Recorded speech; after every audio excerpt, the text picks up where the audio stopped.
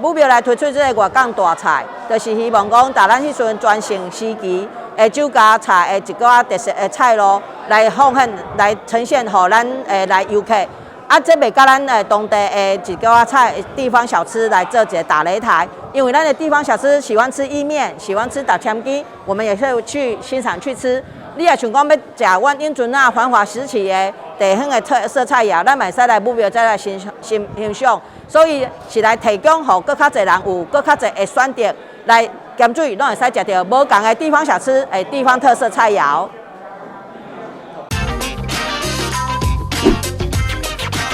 掌握市政3分钟，台南进步向前冲。欢迎收看《市政3分钟》。俗谚一府二路三艋甲4月金，盐水曾经是台湾重点经济城市。在商业活动蓬勃的孕育之下，应酬文化也留下许多在地特色佳肴。盐水区近期推出粤港大菜，邀请大家在盐水风炮、月经港灯节、盐水意面之外，体验更丰富的文化特色美食，让游客在盐水小镇感受更多时代风华。来听听伟哲市长怎么说吧。非常高兴能够来到我们盐水武庙餐厅，来重现过去的粤港大菜。大家都知道台南市是美食之都，但是美食之都绝对不只有府城，在原来台南县的地方，我们知道一府二路三艋甲，还有4月金，也就是说过去曾经最繁荣、最繁华的，也就是我们的盐水。所以说盐水有很多这个菜色，当然有所谓的酒家菜。那过去的酒家菜，现在经过改良之后，成为粤港大菜。所以那欢迎大家来台南来盐水的时候，不仅可以看风炮、看月经港灯节，还有看月之美术馆，还可以吃大菜，吃到我们粤港大菜。所以我想非常多的这个美食，我们请了大厨来精心调制，将来也会在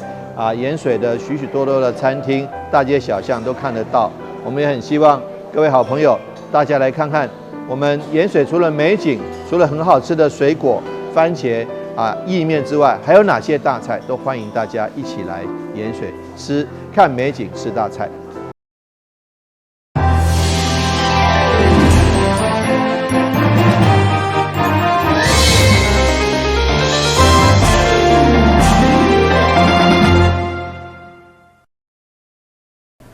大家好，我是陈碧纯，欢迎收看中嘉台南地方新闻。下面有一连串的新闻报道，带大家做伙来关心。便是转运站位伫中华东路小东路口，就是便是中华区的黄金三角汤生活甲商业机能完成，成为台南重点的建设区域。未来透过设计拿图的呈现，相当使人期待。敢采取 BOT 的方式，由国有财产局提供用地，市府负责招商，由民间投资兴建营运。上午伫副市长地签的见证，特别投资人南仁湖集团甲国有财产署、市府交通局正式签约，希望创造三赢局面。今天的这个 BOT 案呢，是3个单位呢非常这个成功的这个案例那这个在整个招商的过程中呢，市政府扮演非常重要的这个角色。如果没有土地，也就没有招商的工作。那如果没有这个机会，南登湖呢也不能展现他们这个在管理方面、在经营方面的这个成才所以这个是非常完美的一个结合。我们把水成为平时生活转运站所以希望这个寓意能够让各位在这个森林的转运站里面，平时你就能来，在森林里面活动，越来越转运，越转运越赞，好不好？高局长王明德强调，干上大特点就是将打造亲像树林同款的转运站，好好保留基地内树木。据我了解，未来这座结合景观、生态、交通甲休闲的公共建设，总投资超过46亿，将带来220个以上的就业机会。上近伫111年底开工，预计113年完成。台南新闻军及采访报道。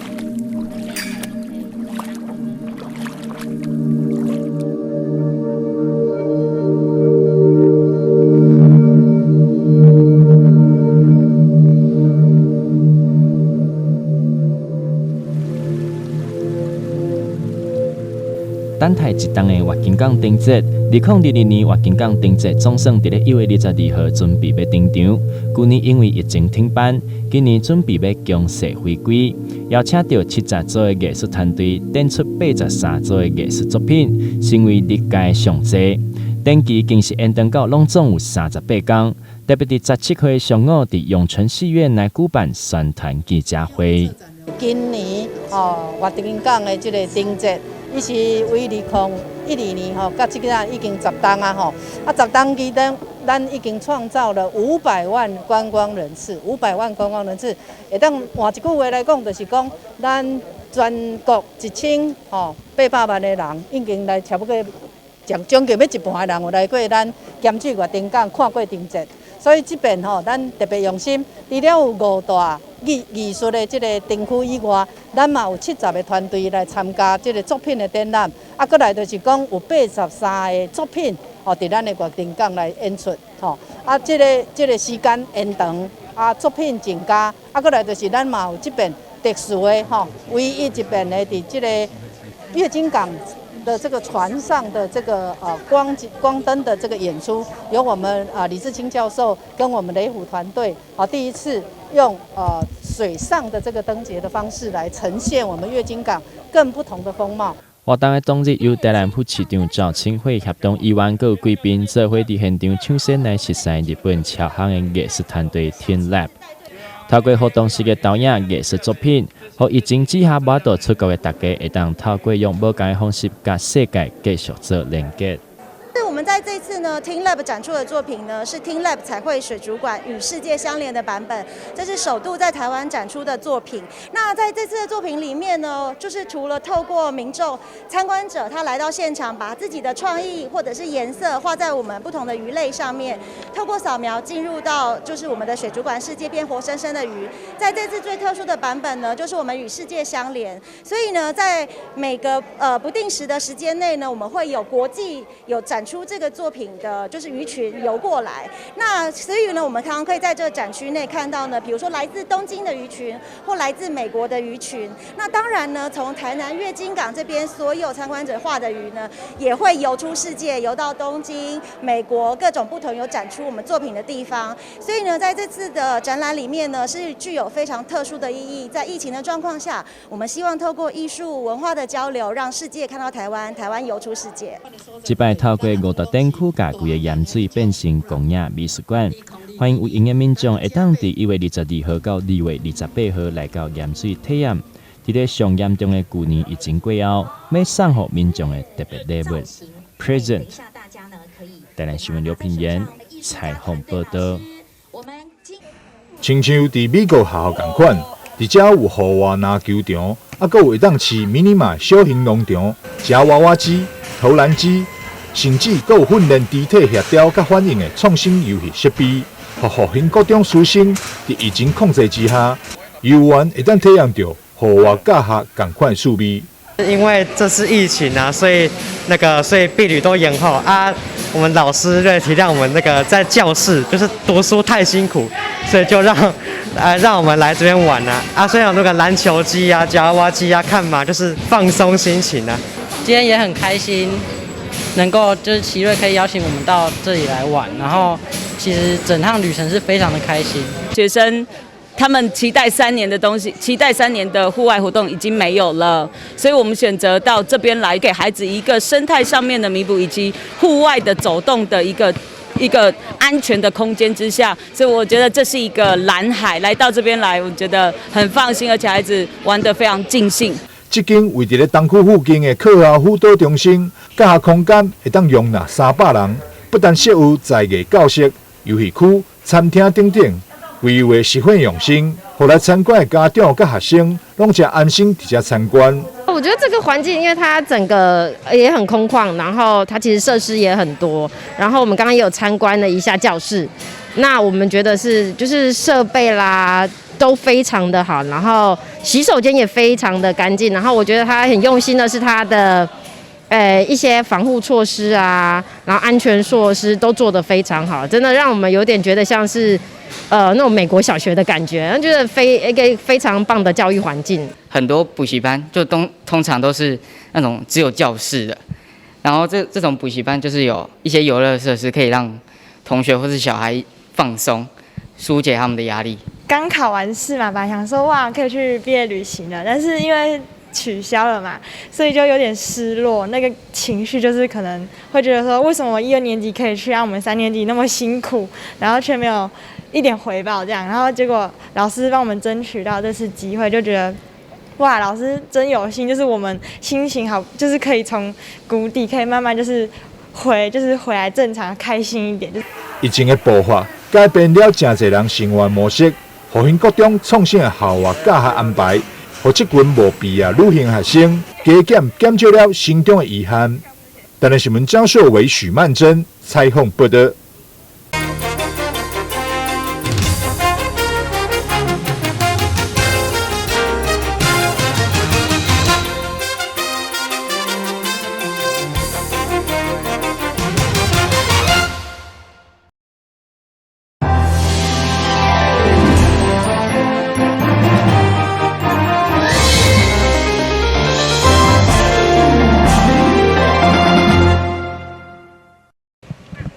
创世基金会每当伫岁末年终之际，拢会办理韩式尾牙，吃饱30活动。但近来因为受到新冠肺炎疫情影响，为旧年起改为送礼到厝的形式，将爱心礼物以及红包亲自送到徐福林家庭以及韩氏手中，互大家过一个好年。台南市议会这次嘛特别响应创世基金会送礼到厝活动，并由议长郭信良带队，带领多位议员做伙来担任爱心大赛。送上红包甲关怀礼。好，谢谢议长。来关怀我们的木阿公。那我们台南市议会今天就来抛砖引玉。那首先到的这一站呢是阿公已经70几岁了，他长期照顾一个比较行动不方便脑膜炎的一个孙子，长达27年默默的在付出。值得社会大众来关怀这些社会的边缘人。那也希望呢，社会大众在这过年之前呢，如果许可的话，那就多多照顾一些弱者，还有社会边缘人。那创世基金会呢，需要社会大众能够来关怀。这次所慰问的家庭是一位2岁就得到脑膜炎，到现在已经倒伫病床25天的徐福林家庭。台南市议会甲基金会也希望透过这次的活动，会当号召更侪人加入关怀行列。发病起来是烧袂退啦，就要检查下讲什么话。感染病，就对甲抽咧过啊，就拢袂惊，拢总袂惊呀。应该是从我脑膜。系啊，就开始袂惊咯，到即摆。我2岁啦。2岁。2岁到即摆，即摆差不多27岁啊啦。系啦，已经25年啊啦，所以迄阵吼阿嬷照顾，阿嬷走了换阿公啦，所以是真正是真足辛苦的啦。阿公嘛是。真正讲，这个孙啊，伊嘛尽力要甲顾较好啦，非常的有爱心啦。这一次议会特别的帮忙，特别的帮我们在地的乡亲，然后我们非常的感谢，也希望这一次的送礼到家能够顺利。那我们为期1个礼拜，包括社工，包括我们的护理人员，包括我们的义工，还有我们的一些在地的乡亲，一起帮我们送礼。郭议长表示，一份慈爱年礼，甲一个祝贺红包，就会当造福一户徐福林家庭岁末的关怀。希望愿意付出爱心的民众，会当联络创世基金会台南分院，将温暖送到更侪弱势家庭手中。台南新闻张秀伟采访报道。这一项一项物资拢是在地拉面负责人林正峰所谓关键后就说团体卫生纸，虽然只是薄薄的面纸，可是这群就说上届实用，唔免搁再开钱的负担。即摆透过立委林俊宪、议员蔡小伟看线，在8号正式关户调兴喜哈儿、南台南家护中心、喜温家母家教育院等5个单位。小局长陈延基嘛代表市长出席致敬感谢中，场面温馨。感谢西家拉面的爱心，真正的赞。这一些东西要给潮兴基金会、喜安尔社福基金会、南台南家福中心，还有永康施恩教养院、归仁五甲教养院，好，感谢了哈，感谢好给您的省心了。对2019年以来，林正峰就尽家己一份的力量来照顾弱势。疫情期间，虽然生理嘛是大小月，不过有缘坚持公益的心。希望今天捐的这100箱卫生纸可以小爱化成大爱，然后让这个爱一直传下去，然后希望台湾可以安全的度过这次的疫情。然后感谢议员跟立委的还有服务团队的帮忙。真的谢谢我们林正峰先生，他带领他的家人包含他的太太、小孩一起来做这样的一个捐赠活动。那今年其实已经是第3年的一个捐赠了，过去在疫情期间也有捐赠餐食的部分，那这一次呢是透过这个民生用品的部分，将他的小爱分享出来成大爱。那林先生他也非常有想法希望说他的小朋友也可以这样子来这个耳濡目染，有这样的想法，未来我们有更多的捐有余给社会上不足的人。关键过后，服务团队嘛共同把物资上车，将爱心分散到5个社会福利团体，用实际行动，互弱势感受社会温暖。嘛期待政府甲民间合作，共同创造弱势优先的美好。台湾新闻管制采访报道。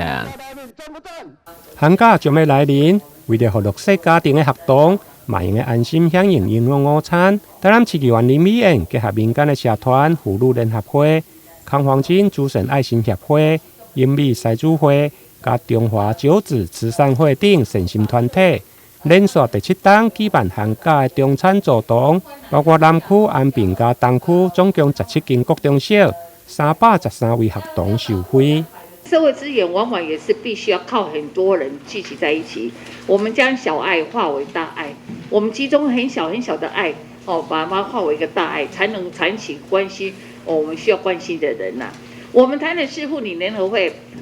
就是在寒假暑假，关心我们的协同就是针对这些比较弱势的协同。我们免费让他就是供应营养午餐，希望他们在放假的时候，他们不会受到挨饿，而且也希望说他们在放假的时候，让他的父母没有后顾之忧。因为我们这样子的一个长期社会服务那我觉得说对我们的会也是有很大的帮助。为什么？因为大家都看到我们这样子的一个服务，我们今年的会员创到快1500位，从1200位。到今年的会员是1500位，这个代表什么？代表就是说，大家都非常认同我们妇女联合会长期在关心这些孩童，大家都看到有目共睹。那我们这样子的一个抛砖引玉，让更多人来这些服务的项目更加扩大，然后有更多人来认同肯定我们的妇女联合会，然后我们有更多的资源来帮助这些孩童们，这是我们今天非常喜慰而且欣慰的一点寒假暑假。之前大家都可以看到我们议员带领着我们一些爱心团体的一个身影真的是相当的一个感动。人家说万事起头难，但是我觉得要持续下去更难。那刚才听议员讲已经7年了，我想这相当不容易，所以这边真的要代表教育局还有所有学校，真的是要表达感佩跟感谢议员林美燕表示。去年因为疫情的关系，加上物价波动，根据统计，大约8成的弱势家庭受影响。